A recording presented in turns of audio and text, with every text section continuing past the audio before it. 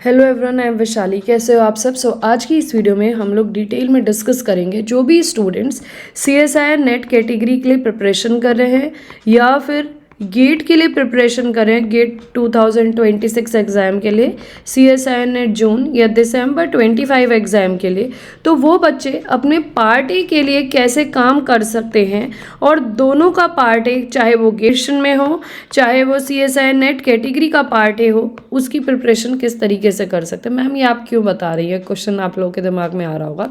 तो मैं यहाँ पे बताना चाहती हूँ कि बहुत सारे बच्चों का इस बीच मैसेज आया है कि मैम हम 80 मार्क्स में रुक गए, 85 मार्क्स में रुक गए, तो कैसे बाकी मार्क्स को बूस्ट करें। ऑफ कोर्स इसके लिए मैंने स्ट्रेटेजी आपको बताई है कि पार्ट बी और पार्ट सी पे कैसे काम करना है, बट एज ऑफ नाउ इस वीडियो में हम लोग ये डिस्कस करेंगे कि part A plays a very important role, जहाँ पे बच्चे 2-3 क्वेश्चन करके आए हैं, चाहे वो गेट का हो चाहे वो CSIR नेट का हो। तो आप यहाँ पे 7 से 9 क्वेश्चन CSIR कैटेगरी के, 5 से 7 क्वेश्चन गेट कैटेगरी के लिए कर सकते हैं, ताकि आप काफ़ी 10 से 12 मार्क्स सिर्फ पार्ट ए से खींच सकें। इसकी तैयारी अभी से करना शुरू करो ना। जब 1 महीना बचता है तब सब लोग कहते हैं पार्ट ए कर लो, पार्ट ए कर लो। कैसे पार्ट ए हो जाएगा यार? क्योंकि that also need your some of your practice. बिना प्रैक्टिस के पार्ट ए भी आप लोगों का नहीं हो पाएगा, तो इसके लिए आपको डिवोटेडली प्रैक्टिस करनी पड़ेगी। आज से ही थोड़ा थोड़ा करना शुरू करोगे, and before your finishing your syllabus आप तब तक देखोगे कि आप 75-80% ऑफ पार्ट ए के क्वेश्चंस भी प्रैक्टिस कर चुके हो, और तब उसका रिवीजन कर लेना। तो वहाँ पे 1 या 2 बार रिवीजन करने में आपका पार्ट ए भी बहुत स्ट्रांग हो जाएगा, और वो शायद एग्जाम की आपके मार्क्स लाने को बूस्ट करने में बहुत बड़ा मेजर रोल प्ले करेगा। I am not saying but minor, I am saying but major role play करेगा। तो इसलिए आज स्ट्रेटेजी समझो कि पार्ट ए चाहे CSIR नेट कैटेगरी का हो चाहे गेट कैटेगरी का हो, आपको उसको किस तरीके से तैयार करना है। ओके, अभी हम बात करते हैं CSIR नेट कैटेगरी के बच्चों के लिए, क्योंकि मोस्टली बच्चे दोनों ही एग्जाम्स देते हैं, तो ध्यान से सुनिएगा। जो CSIR नेट कैटेगरी का पार्ट ए होता है, इसमें आपके पास 15 क्वेश्चंस आते हैं। हर क्वेश्चन आपका 2 मार्क्स का होता है अगर आप सही करते हो, और अगर आप क्वेश्चन गलत अटेम्प्ट करते हो तो आपका 0.5 निगेटिव मार्किंग होती है। और आपका टोटल मार्क्स जो हम पार्ट ए से हम टोटल मार्क्स ऑब्टेन कर सकते हैं, ये आपका 30 मार्क्स होता है। क्लियर? सारे जो क्वेश्चंस होते हैं वो मल्टीपल चॉइस क्वेश्चंस होते हैं। दैट मीन्स एक क्वेश्चन लिखा हुआ है, इसके 4 ऑप्शंस हैं, एक ऑप्शंस आपको सही टिक करना है। उसके बाद मेरे अकॉर्डिंग आपको 3 घंटे का आपका पेपर होता है, उसमें से आपको 20 से 25 मिनट इस पार्ट ए को देने होते हैं। ना इससे ज़्यादा दीजिए ना इससे कम दीजिए, 20 मिनट से 25 minute is the maximum time जो आपको देना होता है पार्ट ए को। क्लियर?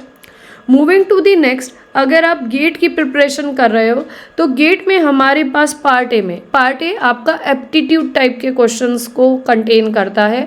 इसमें आपके वर्बल क्वेश्चंस इंग्लिश के भी आते हैं और आपके एप्टीट्यूड मैथ्स के क्वेश्चंस भी आते हैं। जो टोटल क्वेश्चंस होते हैं आपके 10 क्वेश्चंस होते हैं। 5 क्वेश्चंस आपके 1 मार्क्स के होते हैं, 5 क्वेश्चंस आपके 2 मार्क्स के होते हैं।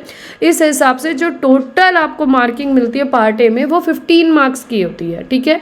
वहाँ पे जो क्वेश्चन 1 मार्क्स के होते हैं, 1 मार्कर वाले जो क्वेश्चंस होते हैं, वो 0.33 निगेटिव मार्किंग, मतलब 1/3 ऑफ 1 मार्क्स आपके निगेटिव मार्किंग होती है।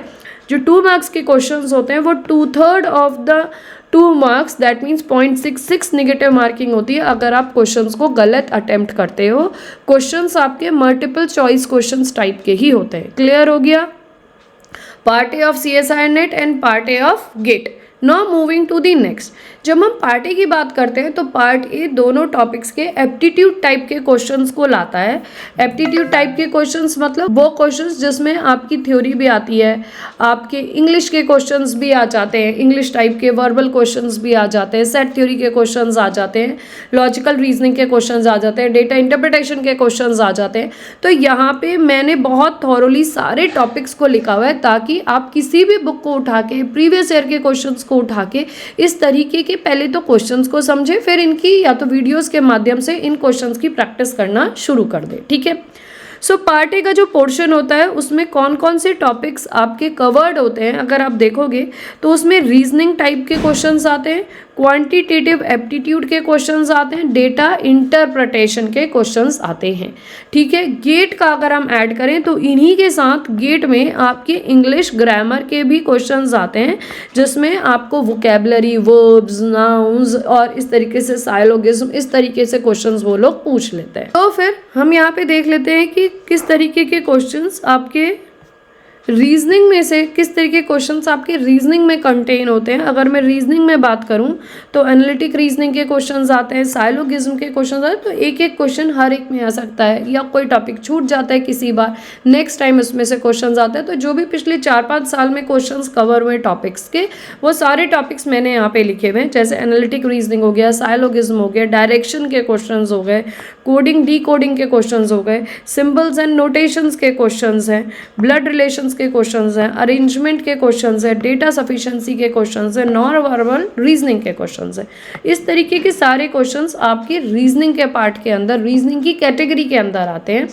अब बात करते हैं यहाँ पे जो सेकंड कैटेगरी मैंने बनाई है, क्वांटिटेटिव एप्टीट्यूड। तो इसके क्वेश्चंस किस तरीके से आते हैं, एवरेज के आते हैं, अलजेब्रा के आते हैं, परसेंटेज के आते हैं, टाइम एंड वर्क के आते हैं, डिस्टेंस, स्पीड एंड टाइम के क्वेश्चंस आते हैं, एचसीएफ एलसीएम की प्रॉब्लम्स आती हैं, प्रॉफिट एंड लॉस के क्वेश्चंस आते हैं, रेशियो प्रोपोर्शन के क्वेश्चंस आते हैं, सिंप्लीफिकेशन के क्वेश्चंस आते हैं, नंबर सिस्टम के क्वेश्चंस आते हैं, सिंपल एंड कंपाउंड इंटरेस्ट पे बेस्ड क्वेश्चंस आपके इस पोर्शन से आते हैं। अब नेक्स्ट बात करें तो data interpretation and graphical analysis से कैसे क्वेश्चंस बनते हैं, उसमें आप लोग मीन, मीडियन, मोड के क्वेश्चन, मेजर ऑफ डिस्पर्सन के questions, graph, line graph, pie chart, इस पे क्वेश्चंस करिए, टेबुलेशन, ग्राफिकल एनालिसिस पे क्वेश्चंस करिए।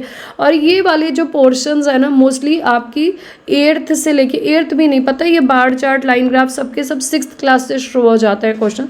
6 से लेके 10 तक के जितने भी अप्रोचेबल चैप्टर्स रहते हैं ना हमारे, उन सब टाइप के क्वेश्चंस इन सारे एप्टीट्यूड के पोर्शंस में आते हैं।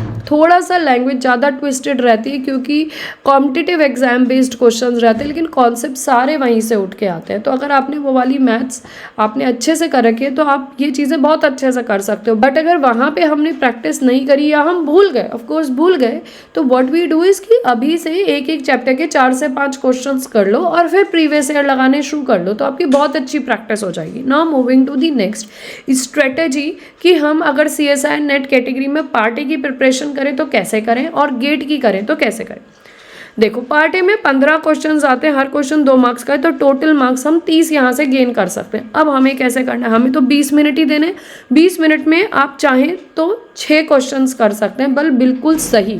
इस बार कुछ बच्चों ने कहा कि मैम हम 2 क्वेश्चन पार्ट ए के करके आए, 3 क्वेश्चन पार्ट ए के करके, 4 क्वेश्चन पार्ट ए के करके। तो अगर वही क्वेश्चन आप 6 से, उन क्वेश्चन को 6 से लेके 8 क्वेश्चन तक करते तो आप वहाँ पे 12 से 16 नंबर तक गेन कर सकते थे। तो इट इज़ वेरी इंपॉर्टेंट। मैं ये नहीं कह रही कि 15 के 15 करो, बट 6 से 8 क्वेश्चन करने तो बड़ी बात नहीं है ना।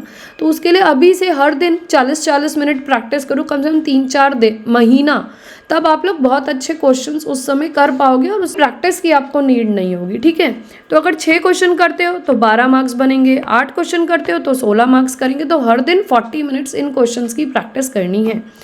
पॉइंट्स क्या याद रखना है कि हर दिन काम करो, कम से कम 10 क्वेश्चन तुम्हें हर दिन प्रैक्टिस करनी है 40 मिनट्स में, ताकि नेक्स्ट 1 मंथ में फिर इस तरीके से फिर 3 महीने लगातार ये काम करना है, ताकि एंड ऑफ 3rd मंथ तक हम काफ़ी गुड अमाउंट ऑफ क्वेश्चंस की प्रैक्टिस कर लें। ठीक है, मूविंग टू दी नेक्स्ट।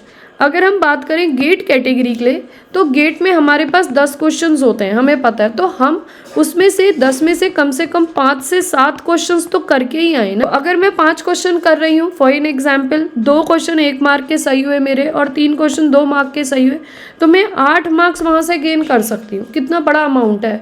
25 में हमारा जनरल कैटेगरी के लिए अप्रॉक्सीमेट क्वालिफाइंग मार्क्स बन जाता है, 25 to 26 ले लो। ठीक है, तो उसमें 8 marks plays a very major role. इसलिए आपको कम से कम 5 क्वेश्चन तो करके वहाँ आने ही आने चाहिए। ज़्यादा से ज़्यादा आप, मैं बहुत ज़्यादा लिमिट भी नहीं कह रही, 7 क्वेश्चन तक प्रैक्टिस करो, ताकि हम इस तरीके से क्वेश्चंस वहाँ अटेम्प्ट कर सकें। अगर 7 क्वेश्चंस करके आ रहे हो, 3 क्वेश्चन 2 मार्क के सही हो रहे हैं, 4 क्वेश्चन 1 मार्क के सही हो रहे हैं, तो 10 मार्क्स हम पार्ट ए से लेकर आ जाएंगे। तो इस तरीके से अभी से पार्ट ए को नेग्लेक्ट नहीं करना, पार्ट ए को साथ में लेके उसकी स्ट्रेटेजी बना के चलनी है। And every day you have to give 40 minute to them. चाहे CSIR की करो तैयारी, चाहे गेट की करो, किस तरीके से करनी, कितने पोर्शंस करने, कितने क्वेश्चंस करने, ये सब मैंने तुम्हें बता दिया। आगे तुम खुद समझदार हो, अपनी स्ट्रेटेजी खुद बनाओ, ठीक है। What I help to you is, मैं आज से कोशिश करूँगी कि हर दिन एक एक दो दो वीडियोज़ एप्टीट्यूड की लाना शुरू कर दूँ और टॉपिक वाइज लाऊँ। लेट कि अगर मैं डिस्टेंस के करी तो डिस्टेंस के 8 से 10 क्वेश्चंस, और तुम लोग उनसे भी प्रैक्टिस कर सकते हो, ठीक है। और किस तरीके की वीडियोस तुम्हें चाहिए तो कमेंट के द्वारा ज़रूर बताना, हो सके तो वीडियोस को शेयर करना और चैनल को सब्सक्राइब करना। Till then goodbye and take care and thanks for watching this video.